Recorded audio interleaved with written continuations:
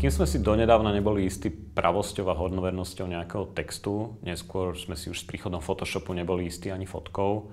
Dnes s nástupom umelej inteligencie si nie sme už vôbec istí, či tá fotka sa reálne upravila, alebo ju vygenerovala umelá inteligencia. My práve v kvíze pracujeme s pomerne vtipným príkladom toho pápeža v tej Balenciaga bunde a na tom si vysvetľujeme, aké je to jednoduché dnes vytvoriť. Bavíme sa o deepfakeoch, to znamená videách a zvuku vyrobeného pomocou umelej inteligencie. Toto sú veci, áno, tá umelá inteligencia, niektorí to pomerne správne prirovnávajú k vynálezu elektriny. Že ona takým spôsobom prekope spôsob, akým pracujeme a konzumujeme informácie, že to bude absolútne revolučná vec. A už to revolučná vec je, konec koncov deepfakey sme videli aj v predvolebnej kampani pred nedávnymi parlamentnými voľbami, kde sa objavili nemali by sme to volať nahrávky, lebo to vlastne nie sú nahrávky, ale sú to vygenerované audio o tom, ako sa niekto napríklad dohovára na manipulácii volieb, alebo že bude drahšie pivo. Hej. Akože niektoré veci sú trochu smiešné, ale mnohé veci sú vážne, lebo napríklad spochybňovať integritu volieb je ako veľmi nebezpečný narratív, ktorý mnohým populistom. Toto opäť nie je slovenský vynález, na toto ako prišli všade inde na svete. Jednoducho im to vychádza a s pomocou, a vedia si už dnes pomôcť vlastne s nejakými vecami, ktoré im vygenerovala umelá inteligencia. Na strane druhej existujú nástroje umelej inteligencie, ktoré zase toto dokážu zachytiť. Ale bude to nekonečná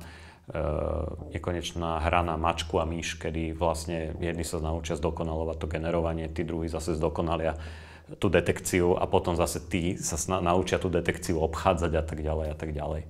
Bude to veľmi dramatické. Ja hovorím, že my sme sa nedokázali vysporiadať ani so sociálnymi sieťami.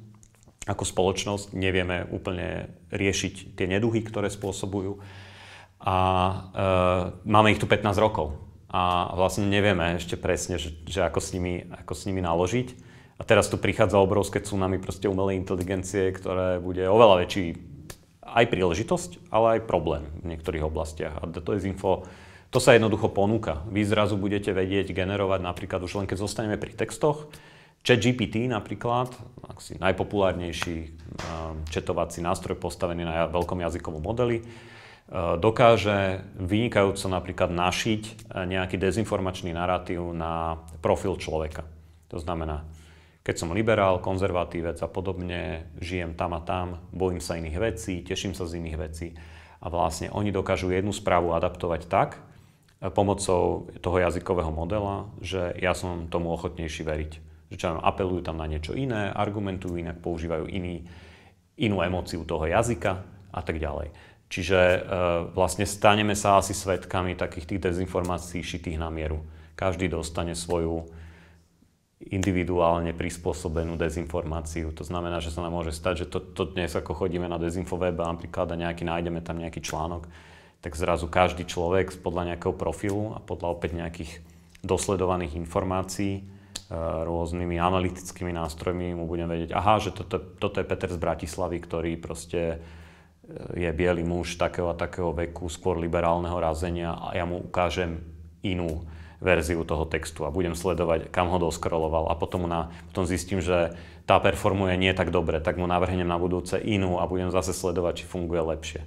To znamená, že zrazu budú tí dezinformátori schopní vygenerovať oveľa viac obsahu, oveľa lepšie prispôsobeného pre oveľa viac ľudí.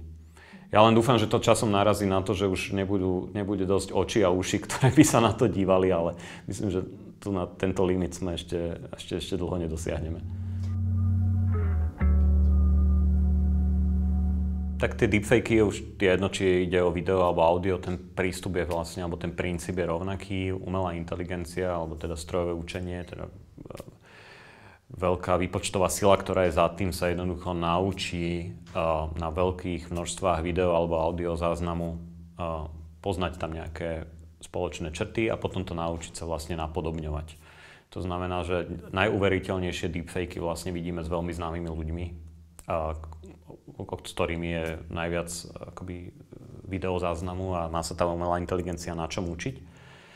Ale tie deepfakey, ktoré sme počuli vlastne pred slovenskými voľbami, boli hlavne audio nahrávky, lebo naozaj to video urobiť vierohodne, hlavne s malým množstvom videozáznamu toho človeka je pomerne ťažké. S audiom sa to dá trocha jednoduchšie, ale stále bolo počuť tie nedokonalosti.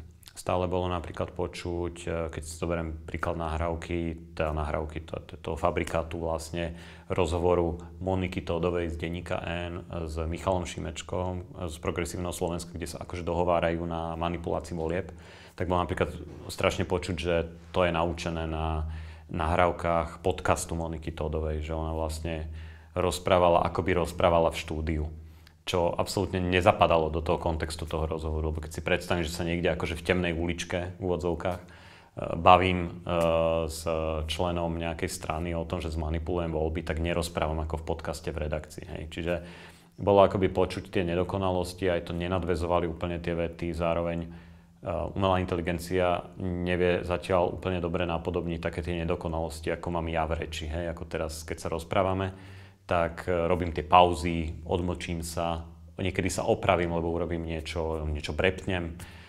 Toto znelo, ako by mi neurálny hlas čítal proste text ako strojovo učený a zároveň bolo veľmi počuť, že sa to učilo na nahrávkach, ktoré boli vytvorené v úplne inom kontexte, v úplne inom settingu. Takže, ale opäť, my to vieme počuť, ako ľudia, ktorí sa okolo toho hýbu, to vedia zatiaľ celkom dobre odhaliť. Uvidíme, ako dlho bude trvať a ja si myslím, že bohužiaľ pomerne za krátky čas bude aj umelá inteligencia toto schopná veľmi presvedčivo napodobniť. A uvidíme, že to bude stále ťažšie a ťažšie odhaliť. A tento deepfake zdieľal, kým to fact-checkeri označili za jednoducho fake news, tak to zdieľali tisíce ľudí. A opäť asi mnohí to zdieľali, lebo im to zapadalo do ich videniu sveta. Opäť niečo, čo sa psychologicky bavíme. Teda tá psychológia, o ktorej sa bavíme aj na tých kvízoch. Treba skrátka kriticky pristupovať k tým veciam, čo počujeme. Najlepšie v tomto prípade asi vrátiť sa k tomu, alebo obrátiť sa na toho človeka, alebo teda pozrieť si, že či sa k tomu napríklad ten Michal Šimečka, alebo tá Monika Tódová nevyjadrili na svojich sociálnych sieťach. Hej, kde vlastne by mali byť tí, ktorí vlastne potvrdia pravosť alebo nepravosť takéhoto niečoho, keď to neviem rozoznať sám. Lebo naozaj časom hrozí, že to nebudeme vedieť rozoznať. No cesty späť niet, ako to... ako jednoducho ten genius fľaše von, akože už nevrátime sa do doby, kedy umelá inteligencia nie je, alebo na ňu zabudneme. Ja som považoval aj za veľmi komické, keď sa tam taká tá iniciatíva nedávna tých výskumníkov, že zastavme vývoj umelej inteligencie. To je proste úplná naivita, ilúzia, že takto to proste už fungovať nebude.